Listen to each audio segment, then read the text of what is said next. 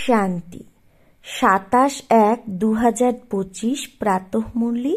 ওম শান্তি। বাপ দাদা মধুবন। বাবা বলেছে, মিঠে বাচ্চে, তোমাদের যখন কর্মাতীত অবস্থা হবে তখনই তোমরা বিষ্ণুপুরীতে যাবে। পাস উইথ অনার যে হবে সেই বাচ্চাই কর্মাতীত হবে। তো আমাদের যখন কর্মাতীত অবস্থা হবে, মানে কর্মের অতীত, কর্ম করতেও কর্মের কোনো প্রভাব পড়বে না, এরকম অবস্থা লাস্টে হবে, তখনই আমরা বিষ্ণুপুরীতে যাব। পাস উইথ অনার যে বাচ্চা হবে সেই বাচ্চাই কর্মাতীত হবে। প্রশ্ন, তোমাদের বাচ্চাদের উপর দুজন বাবাই কোন মেহনত করে?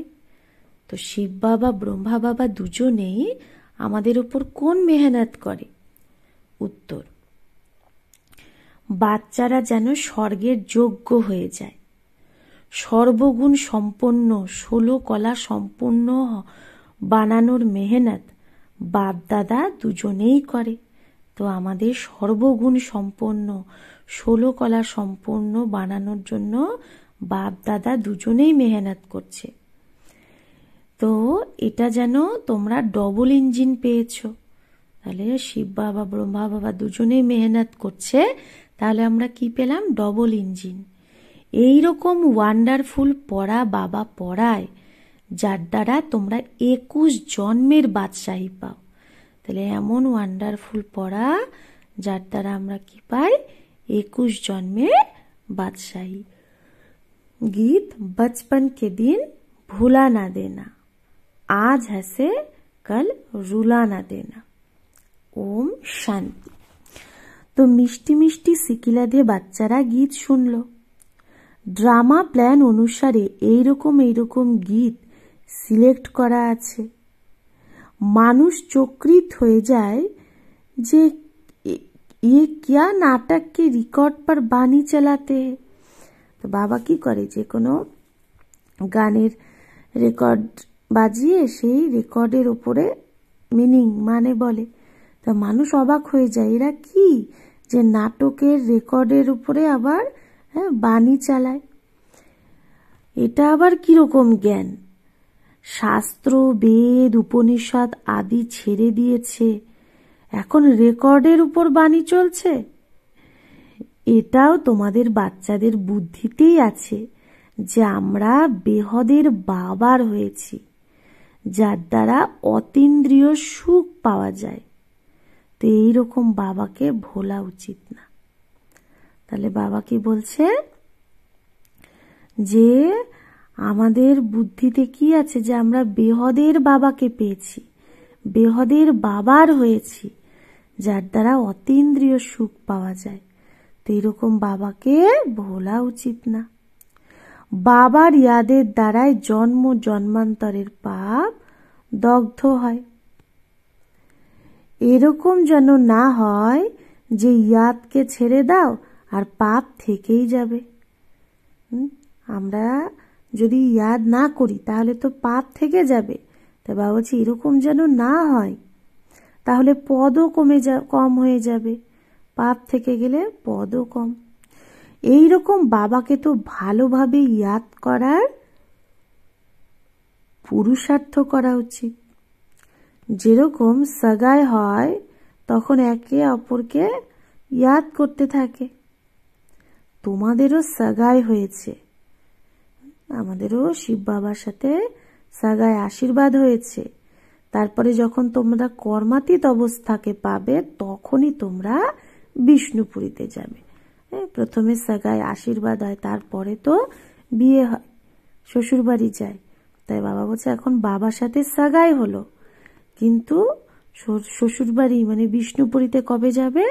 যখন কর্মাতীত অবস্থা হবে। এখন শিব বাবাও আছে, আবার প্রজাপিতা ব্রহ্মা বাবাও আছে। দুটো ইঞ্জিন পেয়েছ, এক নিরাকারী মানে শিব বাবা আর এক সাকারী মানে ব্রহ্মা বাবা। দুজনেই মেহনত করে যে বাচ্চারা স্বর্গের যোগ্য যেন হয়ে যায়। সর্বগুণ সম্পন্ন 16 কলা সম্পন্ন হতে হবে। এখানেই পরীক্ষায় পাশ করতে হবে, এই কথা কোনো শাস্ত্রে নেই। এই পড়াটা খুব ওয়ান্ডারফুল, ভবিষ্যৎ 21 জন্মের জন্য। অন্য পড়া মৃত্যু লোকের জন্য হয়, আর এই পড়াটা অমর লোকের জন্য। তো এই অমর লোকে যাওয়ার জন্য পড়াটা আবার পড়তে হবে এই মৃত্যু লোকে। তো কত ওয়ান্ডার! অমর লোকে যাওয়ার জন্য পড়াটা এখানেই পড়তে হবে। যতক্ষণ আত্মা পবিত্র হবে না ততক্ষণ সত্যযুগে যেতে পারবে না। তাই বাবা সঙ্গমেই আসে। তা আর একে কি বলা হয়? পুরুষোত্তম কল্যাণকারী যুগ। সঙ্গম যুগকে পুরুষোত্তম কেন? কারণ আত্মারূপী পুরুষ কি হচ্ছে? উত্তম, কল্যাণকারী যুগ। এই যুগে যা হচ্ছে সবই কল্যাণ। যখন তোমরা কড়ি থেকে হীরের মতো হও, তার জন্য শ্রীমতে চলতে থাকো। তাহলে শ্রীমতে চললেই আমরা কি হব? কড়ি থেকে হীরার মতো। শ্রী শ্রী শিব বাবাকেই বলা হয়। তাহলে শিব বাবাকেই শ্রী শ্রী বলা হয়, আর কাউকে শ্রী শ্রী বলা যাবে না। শ্রী শ্রী মানে শ্রেষ্ঠ থেকে শ্রেষ্ঠ। মালার অর্থ বাবা বাচ্চাদের বুঝিয়েছে। উপরে ফুল শিব বাবা, তারপরে যুগল মেরু মানে ব্রহ্মা বাবা আর মাম্মা। প্রবৃত্তি মার্গ না, তো প্রবৃত্তি মার্গ, সেই জন্য যুগল মেরু দেখাচ্ছে যে ঘর গৃহস্থ থেকে পবিত্র থাকা। তারপরে সব এক একটা করে দানা আছে মালায়। যারা বিজয় পায় তাদেরই ওটা ইয়াদগার। তো উনকি হি রুদ্রমালা ফির বিষ্ণু কি মালা বানতি হে। তাহলে সেই রুদ্রমালা মানে শিবের মালা, তার মধ্যে থেকে যারা বিজয় পায় তাদের বিষ্ণুর মালা হয়। এই মালার অর্থ কেউ জানে না, বাবা বসে বোঝায়। তোমাদের বাচ্চাদের কি হতে হবে? কড়ি থেকে হীরা। কি হতে হবে আমাদের? কড়ি থেকে হীরা। 63 জন্ম তোমরা বাবাকে ইয়াদ করে এসেছো। 63 জন্ম ধরে আমরা বাবাকে ইয়াদ করে এসেছি, হে ভগবান হে ভগবান, তাই না? তোমরা এখন এক মাসুকের আশিক, সবাই ভক্ত সেই এক ভগবানেরই ভক্ত। সব কার ভক্ত? এক ভগবানের। পতিরও পতি, বাবারও বাবা সেই একজন। পতিরও পতি, পিতারও পিতা, সে কি এক। তোমরা বাচ্চাদের বাবা কি বানাচ্ছে? রাজারও রাজা। বাবা আমাদের রাজারও রাজা বানাচ্ছে। রাজারও রাজা মানে দাপর যুগে যে রাজা হবে তারাও কাকে পূজা করবে? সত্যযুগের রাজাদের। মানে সত্যযুগের রাজা মানে যারা দেবী দেবতা, তাদেরই তো মূর্তিকে পূজা করবে। তার মানে কি দাপর যুগের রাজাদেরও রাজা বানাচ্ছে বাবা। কিন্তু বাবা নিজে হচ্ছে না, কিন্তু বাবা বারবার বোঝায় বাবার ইয়াদেই তোমাদের জন্ম জন্মান্তরের পাপ ভস্য হবে। সাধু সন্ত তো বলে দেয় আত্মা নির্লেপ। বাবা বোঝায় সংস্কার ভালো বা খারাপ সেটা তো আত্মাই নিয়ে যায়। তাহলে কি করে আত্মা নির্লেপ হবে? মানুষ বলে দেয় সন্ন্যাসীরা, বাস জিধার দেখতা হু সব ভগবানই ভগবানে, যেদিকেই দেখি সবই ভগবান। তো ভগবানেরই এইসব লীলা। তো একদমই বাম মার্গে মানুষ গন্দা হয়ে যায়। তো এরকম মতের ওপরেই লাখ লাখ মানুষ চলে। এটাও ড্রামায় সেট আছে যে এরকম বিভিন্ন মত হবে আর মানুষ চলবে। সদা বুদ্ধিতে 3 ধাম ইয়াদ রাখো।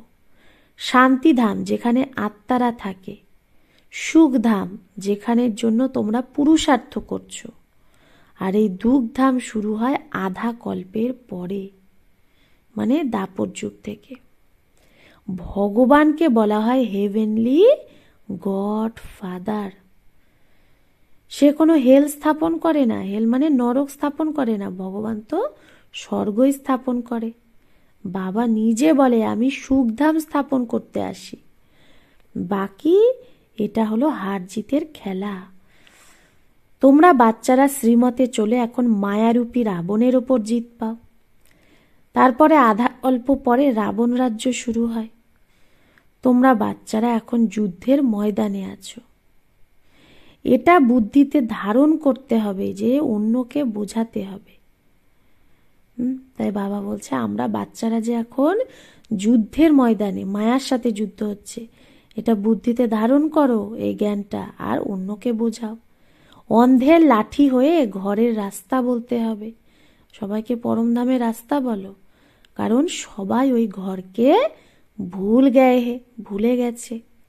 বলেও যে এটা একটা নাটক, কিন্তু এই নাটকের আয়ুকেই মানুষ ভুল বলে দেয়, বলে লাখ লাখ হাজার হাজার বছর। বাবা বোঝায় রাবণ তোমাদের কত অন্ধ বানিয়ে দিয়েছে, মানে জ্ঞান নেত্রহীন। এখন বাবা সব কথা বোঝাচ্ছে। বাবাকেই নলেজফুল বলা হয়। বাবাকে নলেজফুল বলা হয় তার মানে এটা না যে বাবা সবার মনের কথা জানে। সেটা তো ঋদ্ধি সিদ্ধিওয়ালে শেখায়, যে ঋদ্ধি সিদ্ধিওয়ালে যারা, তারা শোনায় যে তোমার মনের মধ্যে এই এই চলছে। নলেজফুলের অর্থ এটা না, এটা তো বাবার মহিমা। সে জ্ঞানের সাগর, আনন্দের সাগর, মানে পুরো সৃষ্টিচক্রের জ্ঞান তার কাছে আছে। মানুষ তো বলে দেয় যে সে অন্তর্যামী। এখন তোমরা বাচ্চারা বোঝো যে সে তো টিচার, আমাদের পড়ায়। সে রুহানি বাবা, রুহানি सदगुरु। से वो जिस्मानी टीचर गुरु होते हैं। जिस्मानी टीचर की है, गुरु है, তাও আলাদা আলাদা হয়।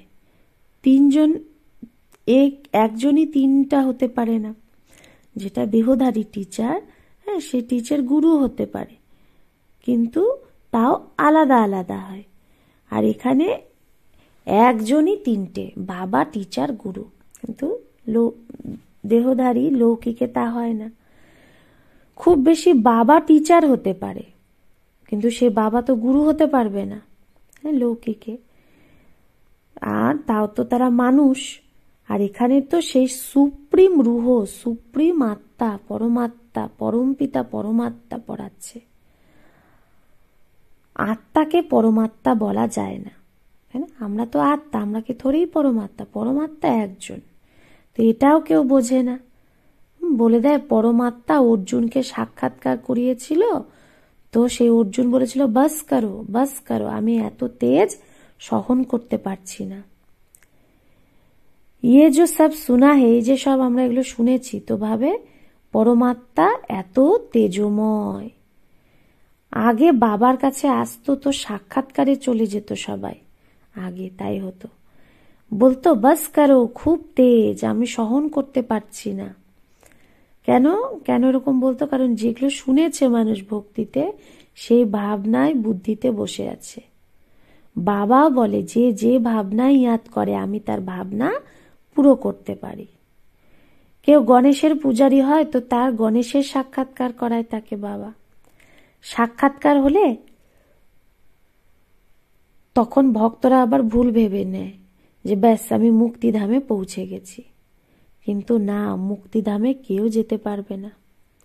নারদেরও উদাহরণ আছে। সে শিরোমণি ভক্ত গাওয়া হয় নারদ।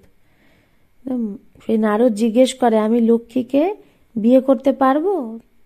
তো তাকে কি বলা হয়েছে, তুমি নিজের চেহারাটা তো দেখো।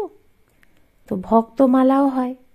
ফিমেলসের মধ্যে মীরা আর মেলসের মধ্যে নারদ মুখ্য গাওয়া হয়। এখানে আবার জ্ঞানে মুখ্য শিরোমণি হলো সরস্বতী।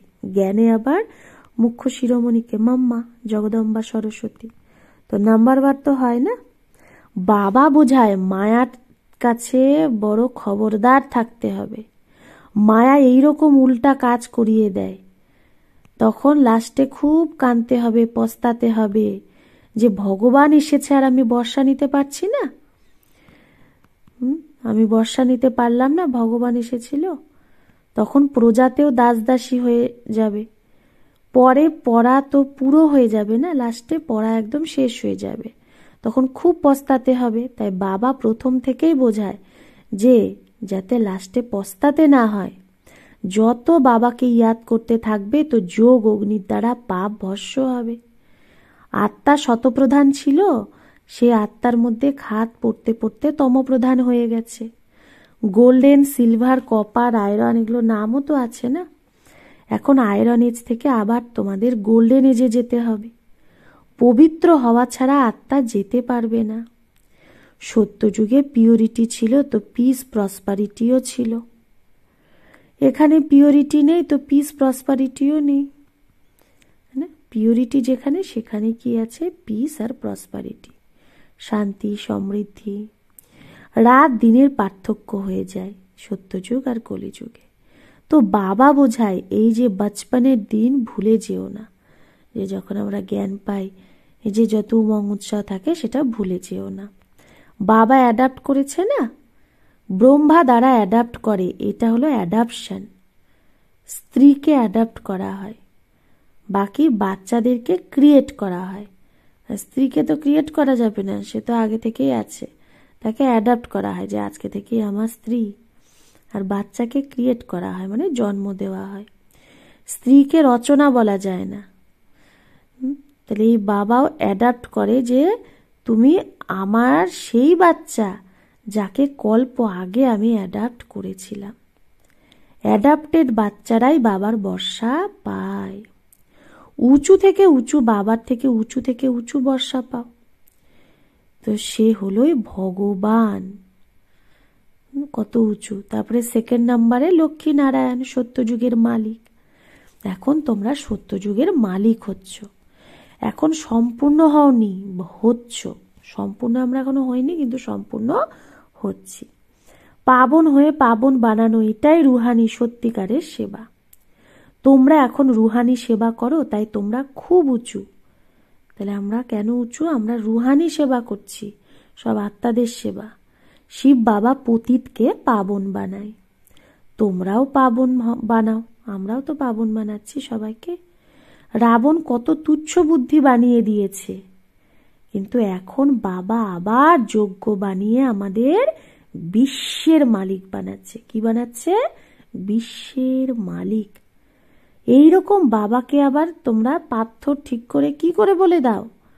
বাবা বলে এইটা খেলা বানানো আছে, যে আমরা এরকম ভুল করবই, কল্প পরে আবার এরকমই হবে। এখন ড্রামা প্ল্যান অনুসারে কি হয়? আমি এসেছি তোমাদের বোঝাতে। এতে একটুও পার্থক্য হয় না, 19-20 একদম সঠিক টাইমেই বাবা আসে। বাবা 1 সেকেন্ডও দেরি করতে পারে না। যেরকম বাবা রিইনকার্নেশন হয়, মানে অবতরণ হয়, সেরকম তোমাদের বাচ্চাদেরও রিইনকার্নেশন হয়, তোমরা অবতরিত হও। আত্মা এখানে এসে আবার সাকারে পার্ট বাজায়, একে বলা হয় অবতরণ। আত্মা কি করে? পরমধাম থেকে এখানে এসে সাকারে পার্ট বাজায়, তাহলে অবতরণ হলো না? উপর থেকে নিচে আসে পার্ট বাজাতে। বাপ কাবি দিব্য, আর বাবারও দিব্য অলৌকিক জন্ম হয়।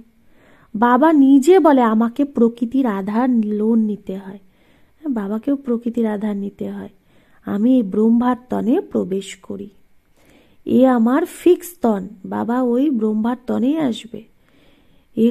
এটা একটা খুব বড় ওয়ান্ডারফুল খেলা। এই নাটকে প্রত্যেকের পার্ট সেট আছে, যেটা বাজাতেই থাকে। 21 জন্মের পার্ট আবার এইরকমই বাজাবে। তোমাদের ক্লিয়ার নলেজ আছে, তাও নাম্বার বার পুরুষার্থ অনুসারে। আমরা নাম্বার বার পুরুষার্থ অনুসারে এই নলেজটা প্রত্যেকে ধারণ করছি। মহারথীদের বাবা তো মহিমা করেই না। এই যে দেখায় পাণ্ডব আর কৌরবের যুদ্ধ হয়েছিল, এগুলো সব হলো বানানো কথা। এখন তোমরা বোঝো, ওরা হলো জিসমানি ডবল হিংসক, তোমরা হলে রুহানি ডবল অহিংসক। যে দেখায় মহাভারতের যুদ্ধ হয়েছিল এই, তাহলে ওটা তো হিংসক যুদ্ধ দেখাচ্ছে, জিসমানি, যে পাণ্ডব কৌরব বলে এরকম ছিল, ভাইরা ছিল। কিন্তু বাবা বলে আসলে সেটা না, আমরা হলাম রুহানি ডবল অহিংসক। আমাদের যুদ্ধ হচ্ছে মায়ার সাথে। বাদশাহীর নেওয়ার জন্য দেখো তোমরা কিভাবে বসে আছো। জানো বাবার ইয়াদেই বিকর্ম বিনাশ হবে, এই নেশায় লেগে আছে। মেহনত ছাড়া ইয়াদ করাতেই আছে। তাই ভারতের প্রাচীন যোগ গাওয়া হয়। বাইরের যারা, তারাও এই ভারতের প্রাচীন যোগ শিখতে চায়, ভাবে সন্ন্যাসীরা আমাদের এই যোগ শেখাবে। বাস্তবে সেই সন্ন্যাসীরা কিছুই শেখায় না। হ্যাঁ, তাদের সন্ন্যাস হলো হঠযোগের সন্ন্যাস। তোমরা হলে প্রবৃত্তি মার্গের, মানে আমরা ঘরে থেকে কি করি, পুরানো দুনিয়ার থেকে বৈরাগ্য। আমাদের সন্ন্যাস প্রবৃত্তি মার্গে থেকে। আর সন্ন্যাসীদের তো হঠযোগ, যে ঘর বাড়ি ছেড়ে। তোমাদের শুরু থেকেই কিংডম ছিল, মানে রাজধানী ছিল। এখন এটা অন্ত, এখন তো পঞ্চায়েতি রাজ্য। দুনিয়ায় অন্ধকার তো অনেক, তোমরা জানো। এখন তো সে রক্ত বন্যা বইবে। এটাও একটা খেলা দেখায়, কিন্তু এটা তো বেহদের কথা। কত খুন হঙ্গে, বা হচ্ছে কত রক্ত বইবে, কত মানুষ সব শরীর ছাড়বে, ন্যাচারাল ক্যালামিটিস হবে, প্রাকৃতিক বিপর্যয় হবে, সবকা মত হোগা, সবার মৃত্যু হবে। একে খুনে নায়ক খেল বলা হয়। কিন্তু সেটা দেখার জন্য খুব হিম্মত চাই। যে ডরপোক হবে সে তো ঝট করে বেহুশ হয়ে যাবে। এতে নিডরপনা খুব চাই। যে নিডর হবে সেই এই খেলা দেখতে পাবে লাস্টে। তোমরা তো শিব শক্তি না, শিব বাবা হলো সর্বশক্তিমান, আমরা তার থেকে শক্তি নিই। পতিত থেকে পাবন হওয়ার যুক্তি বাবাই বলে। বাবা একদম সিম্পল রায় দেয়, বাচ্চা তোমরা শতপ্রধান ছিলে, এখন তমপ্রধান হয়েছ। এখন বাবা বলে আমাকে ইয়াদ করো তো তুমি পতিত থেকে পাবন শতপ্রধান হয়ে যাবে।